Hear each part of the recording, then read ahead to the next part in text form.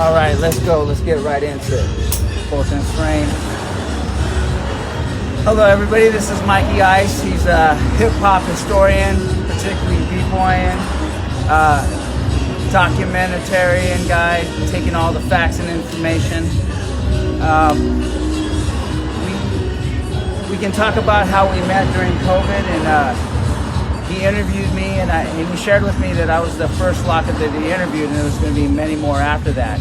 So I figured today, appropriately at Heckle's celebrating his life, that we flip the script on him and interview him, put him on the other side of the camera. So we're going to get right into it. First things first, you are a bit younger than me. What were your musical influences coming up? My musical influence coming up as a kid, to be honest with you, was early Motown, Michael Jackson, the Supremes, the Dramatics, Lakeside, Ohio Players, Maze, Frankie Beverly. Wow. With that said, that means the dance is right there with it. You're at an age, I'm not sure about what your age is, but you're at an age where there were house parties and barbecues, and so before there was competition dance, there was social dancing. Right. Share with me about who your influences, your father, your family, your parents probably. So when I was coming up, there used to be kids in my neighborhood that I would see, and they would have like a mattress like out, and they would flip off the mattress, doing like pathways. So that was the beginning of seeing like the phase of like seeing like young kids get together and people would flip off the mattresses. So awesome. There was actually two individuals that I can speak of. I never spoke about on record. They were twins. They were called Donald and Douglas. They were two brothers, identical twins, and they could do all the flips that Ivan can do. Wow, that's great. In teenage elementary school. So, of course, those are a lot of, because these dances are from barrios and hoods, and so, appropriately, we're in this area today, Southgate. And you caught the tail end or maybe the midway end of Soul Train. That had to be a big part of your life, being from LA and, Dawn for any of this. Share with me about that, how that show impacted you. So Soul Train on Saturdays was like the kids, we would watch like the Justice League, which was the Super Friends. So you had the Super Friends. Cartoons first. You had Plastic Man. You had like the Amazing Spider-Man, and then when it got to like 12 o'clock, Soul Train would come on. So when we're watching cartoons or doing our thing, and we can hear the soul, when you hear that,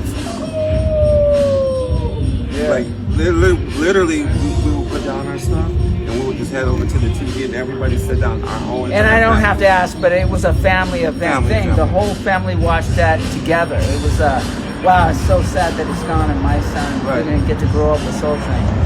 But, that was more grooving and social dancing, and there was a new dance all the time. And then you came into the MTV generation, and you came up with Yo MTV Raps. That had to have a big impact on you as well. So when MTV first came out, to be honest with you, they played no black videos. Right. No black videos. So when Run DMC got a chance to come on there, when they did Walk This Way, they opened up the door for black people and people of color to come in finally. Yeah. Because MTV used to be all white. Right. Because in the beginning it was just like a college project in a garage and something, and it became this big, massive thing where they don't even play music anymore. It's crazy. It's really had an interesting trajectory, but you probably found love with Yo MTV Raps. And were you already into competition dance, like the b-boy dancing yet, or was that? Well, to be truthful, when I was coming up, there was no competition. No. There was no competition. There was nobody was setting up organized events to battle for money.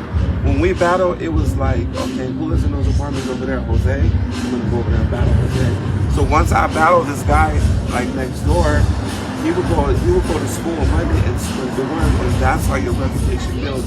It spread like a virus through the school because people want to know who served Jose. You had to earn your rap back in the day, right? You guys from where? Who's this guy? So people from that school will come over to my school just to see who you are, because There's no. It was just it's like a myth or like an urban hero. Like who's the guy that's gonna say, is that him? Like let's all go see. And so you were dancing before b-boy. How did you become a b-boy? What set that whole off? Honestly, I became a b-boy when I first seen a TV show called Ripley, Believe It or Not, which was That's Incredible. And so I remember just being a kid doing my thing, and it said, there's a new street dance coming out of New York subculture called breakdancing. There's the Dynamic Rockers versus the Floor Masters. Ripley, Believe It or Not. So I said, let me see, I'm gonna see if I believe it or not. So I sit down and I see Kid-Ice from New York City Breakers doing this top rock. And then I see like Action and Kid Freeze. And then right after that,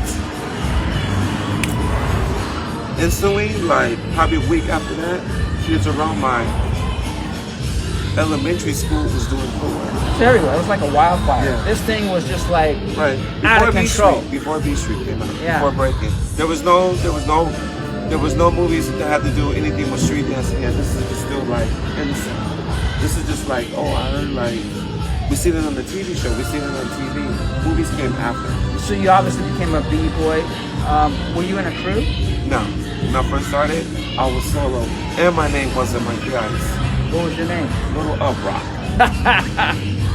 Love it, love it. Little Uprock. The reason why they call me Little Uprock, because those who know me today, on the West Coast we called it Uprock. On the East Coast they called it Top Rock. Yeah. So me being the shorty, and I knew how to already do the Uprock, Little Uprock. Yeah. That was my name I gave myself. Yeah. So when I met Mike, it was during COVID, and like everybody else, my life was in the tents. It was a bad time professionally, relationship-wise, financially, and there wasn't a lot going on. There was this thing called Open House, and they were doing events, and he hit me up and said, I know who you are. I want to